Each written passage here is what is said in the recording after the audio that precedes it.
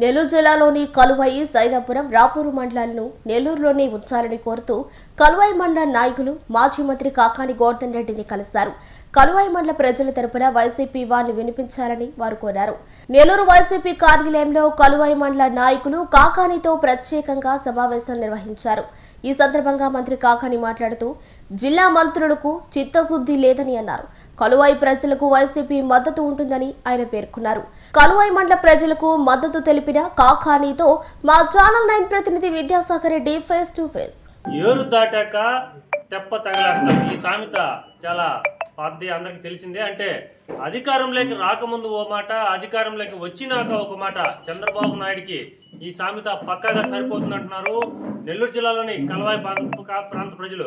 ముఖ్యంగా కూడా నెల్లూరు జిల్లాలో కలువాయి ప్రాంతం అనేది చాలా కాలంగా ఉంది. నెల్లూరు జిల్లా అంటేనే ఈ ప్రాంతాలన్నీ కూడా ఒకటిగా ఉంటాయి. కానీ ఇటీవల భౌగోళిక మార్పుల్లో భాగంగా నెల్లూరు జిల్లాతో పాటు నెల్లూరు జిల్లాలో ప్రధానంగా 3 మండలాలు కలువాయి, సైదాపురం, రాపూర్ 3 మండలాలను కూడా తిరుపతి జిల్లాలో మారుస్తున్నట్టు కూడా గెజిట్ నోటిఫికేషన్ జారీ చేశారు. దీనికి సంబంధించి పెద్ద ఎత్తున ఉద్యమాలు జరుగుతున్నాయి. దీనికి సంబంధించి మనతో మాట్లాడడానికి నెల్లూరు జిల్లాకు సంబంధించిన నెల్లూరు జిల్లా వైసీపీ అధ్యక్షులు మాజీ మంత్రి కాకాని గోవర్ధన్ రెడ్డి గారు ఉన్నారు.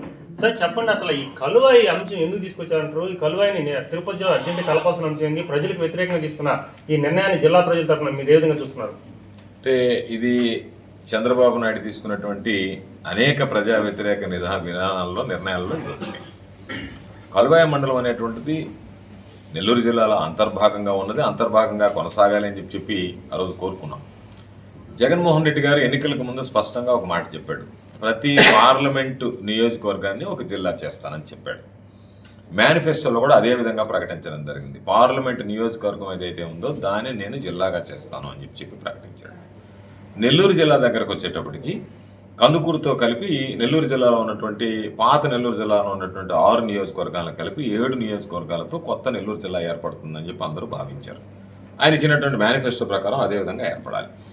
ఆ రోజు మేము వెళ్ళి సర్వేపల్లి నియోజకవర్గం నెల్లూరు జిల్లాకు సంబంధించి నెల్లూరు నగరానికి చుట్టుపక్కల పరిసర ప్రాంతాల్లో ఉండేటువంటిది ప్రజలు తీవ్రమైనటువంటి ఇబ్బందులు పడతారని చెప్పిన మీదట దానిని నెల్లూరు జిల్లాలో కలపడానికి ఇష్టపడ్డాడు. 8 నియోజకవర్గాలు నెల్లూరు జిల్లాలో కలిసేదానికి మార్గం సుగమమైంది. ఆ పరిస్థితుల్లో కలువాయి, కండలేరు, రాపూరు, కలువాయి, రాపూరు, సైదాపురం.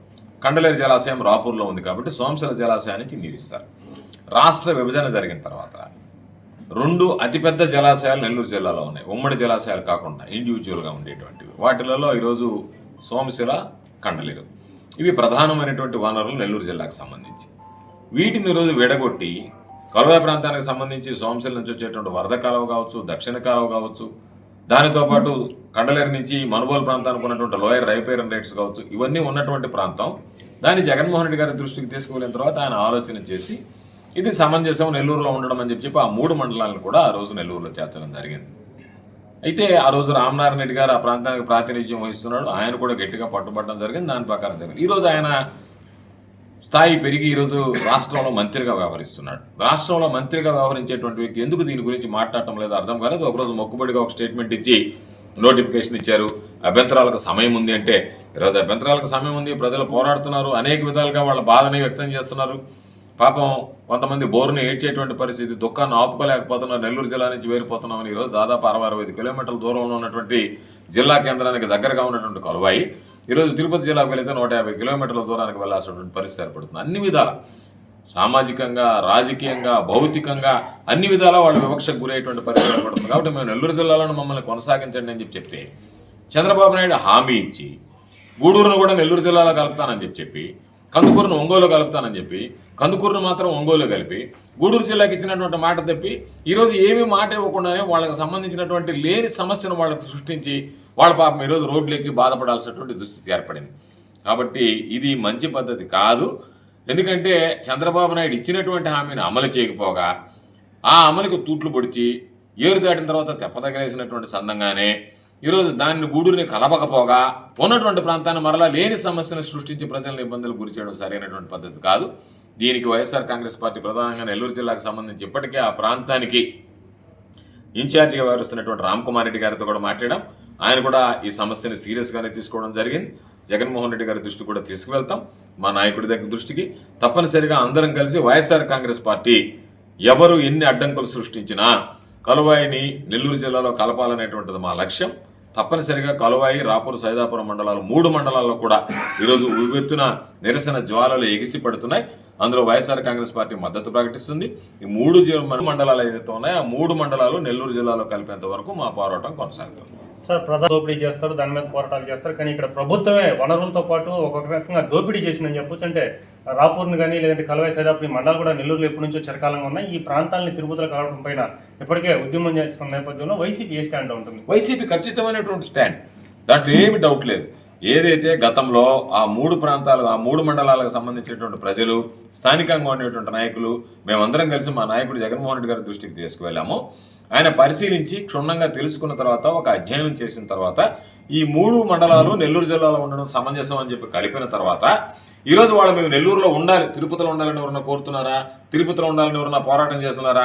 కాబట్టి తిరుపతిలో మాకు వద్దు, మేము నెల్లూరు జిల్లాలో ఉంటాము అని చెప్పి సోషల్ మీడియాల దగ్గర నుంచి ప్రత్యక్షంగా అనేక రకాలైనటువంటి పోరాటాలను, నిరసనలు తెలుపుతుంటే, మీరు ప్రజల ఆకాంక్షలకు అనుగుణంగా పనిచేయాల్సినటువంటి ప్రభుత్వం వాటికి విరుద్ధంగా మేము పనిచేస్తాం, మీ అభిప్రాయాలు మేము పరిగణలోకి తీసుకోం, మా ఇష్ట ప్రకారం వ్యవహరిస్తామని చెప్పి ఈరోజు ఉన్నటువంటి ప్రాంతాలను వేరే వాళ్ళకి దోచిపెడతాం, మిమ్మల్ని వేరే వాళ్ళకి అంటగట్టేస్తాం, మీరు వెళ్లాల్సిందే, మీరు ఇబ్బందులు పడాల్సిందే, మీ ఇక్కట్లు మీదే తప్ప మేము పట్టించుకోమన్నటువంటి నిర్లక్ష్యంగా వ్యవహరించడం సరికాదు. ప్రజాస్వామ్యంలో ప్రజల అభిప్రాయాలను గౌరవించాల్సినటువంటి బాధ్యత ప్రభుత్వాల మీద ఉంటుంది. కాబట్టి చంద్రబాబు నాయుడు దీనికి సంబంధించినటువంటి పర్యవసనాలు ఏ విధంగా ఉంటాయనేటువంటిది రాబోయేటువంటి రోజుల్లో దాని రుచి చూడబోతున్నాడు. నెల్లూరు జిల్లాలో 2 మంత్రులు ఉన్నారు, మొత్తం కూడా టోటల్గా ఎమ్మెల్యేలు కావచ్చు, వీళ్ళంతా కూడా టీడీపీకి సంబంధించిన వాళ్ళు ఉన్నారు. వీళ్ళందరూ కూడా నోరు మెదపడం లేదు. దీన్ని ఎలా చూస్తారు సార్? అంటే నారాయణ గురించి వదిలేసేయండి. నారాయణ అమరావతిలో కూర్చొని లెక్క పక్క రాసుకోవడానికి మనకు వస్తాడు తప్ప, నారాయణకి నెల్లూరు జిల్లా ఏ పక్క మొదలవుతుంది, ఏ పక్క వెళ్ళిపోతుందో కూడా తెలియదు. కాబట్టి నారాయణ అనేటువంటి వాడిని ఈ జిల్లా మంత్రిగా, క్యాబినెట్లో మంత్రి, ఈ జిల్లాకు సంబంధించి మంత్రిగా కూడా పెద్దగా ఏమి లెక్కలోకి తీసుకోవాల్సినటువంటి పని లేదు. ఆయన జిల్లా మంత్రిగా కూడా ఎవరు జిల్లా ప్రజలకు కూడా గుర్తులేదు. నారాయణ అంటే ఎవరు అంటున్నారు కదా, సిటీలో ఏదైనా గుర్తుందో కానీ. కాబట్టి నారాయణ గురించి పక్కన పెట్టేద్దాం. జిల్లా మంత్రిగా ఉన్నటువంటి ఆనం రామనారాయణరెడ్డికి, ఆనం కుటుంబానికి ఏసీ సుబ్బారెడ్డి గారి దగ్గర నుంచి ఆ ప్రాంతాలతో అనుబంధ సంబంధాలు ఉన్నాయి. కాబట్టి ఆయనకు ఉన్నటువంటి అనుబంధ సంబంధాల దృష్ట్యా ఆయన రాజకీయాలకు అతీతంగా, పార్టీ ఏదైనా సరే, పదవి ఏదైనా సరే, ఈరోజు చంద్రబాబు నాయుడు ఈరోజు తీసుకున్నటువంటి నిర్ణయానికి గళమిప్పాల్సినటువంటి అవసరం ఉంది. దాని మీద నోరు మెదపకుండా కాస్త సనాయి నొక్కినట్టుగా ఏదో మాట్లాడటం ఇది సరైనటువంటి పద్ధతి కాదనుకుంటున్నా. అధికారంలో ఉండేటువంటి వాళ్ళు ప్రజలకు సంబంధించినటువంటి సమస్యల మీద గళం ఇప్పగలగాలి, పరిష్కరించుకోగలగాలి. నేను ఆ రోజు జగన్మోహన్ రెడ్డి గారి దగ్గరికి వెళ్ళి, అయ్యా సర్వేపల్లి నెల్లూరు జిల్లాలో ఉండాల్సిందని చెప్పి ఆ రోజు మేము పోరాడాం. ఈ 3 మండలాలు ఉండాల్సిందని చెప్పి రామనారాయణ రెడ్డి గారితో కలిసి మాట్లాడాం ఆ రోజు. కాబట్టి ప్రాంత ప్రజల మనోభావాలని, వాళ్ళకు ఉన్నటువంటి సమస్యలను గుర్తుపెట్టుకొని మాట్లాడాలి తప్ప రాజకీయంగా మాట్లాడడం సరికాదు. సోమిరెడ్డి లాంటి లాగా ఏదైనా లేఖ రాసినారంటే అధికార పార్టీలో ఉన్నాడా, ప్రతిపక్షం ఉన్నాడు, ఎవరు కళ్ళనీళ్ళు తుడచడానికి? కాకపోతే మీకు ఏదైనా గట్టిగా మాట్లాడితే చంద్రబాబు నాయుడు దగ్గర మైనస్ మార్కులు పడతాయి, దానివల్ల రాబోయేటువంటి పదవులో లేకపోతే అవకాశాలు దెబ్బతింటాయి. కాబట్టి ప్రజలు ఏమైపోయినా పర్వాలా, మనము మన కుటుంబం క్షేమంగా సంతోషంగా ఉండి మన రాజకీయ పబ్బం గడుపుకుంటే చాలన్నటువంటి విధంగా ఈ సోమిరెడ్డి లాంటి వ్యక్తులు వ్యవహరిస్తున్నారు. ఇది సరైనటువంటి పద్ధతి కాదు. కాబట్టి వైఎస్ఆర్ కాంగ్రెస్ పార్టీ ప్రజల పక్షాన నిలబడేటువంటి పార్టీ, ప్రజల సమస్యల పట్ల స్పందించేటువంటి పార్టీ, ప్రజలకి సమస్యలు ఉన్నప్పుడు అండగా నిలిచేటువంటి పార్టీ.